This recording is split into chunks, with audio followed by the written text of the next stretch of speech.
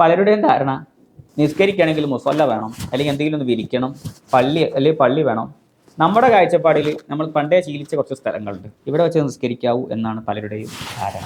ഇസ്ലാമിന് അങ്ങനെ ഒരു നിർബന്ധമില്ല. ഇസ്ലാമിൻ്റെ സ്വഭാവം അൽ അസുലു അത്വഹാറ.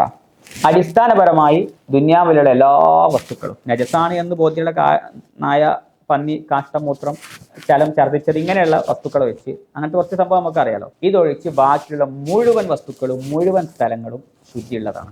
ഇനി അത് നജസ് ആവണമെങ്കിൽ 100% നജസാണ് എന്ന് ബോധ്യപ്പെടണം. 99% നജസാന്ന് നമുക്ക് തോന്നിയാലും നജസ് അല്ല എന്നാണ് അതിൻ്റെ നിയമം. ഇത് വിശദമായിട്ട് ഫത്ഹുൽ മുഈനിൽ ഖാഇദത്തുൻ മുഹിമ്മത്തുൻ, പ്രത്യേകം ശ്രദ്ധിക്കേണ്ട ഒരു തത്വം എന്ന് പറഞ്ഞിട്ട് പഠിപ്പിച്ചിട്ടുണ്ട്. ഇപ്പോൾ ഒരു ഉദാഹരണം പറയാം. കള്ള് നമ്മുടെ മതത്തിൽ നജസാണ്.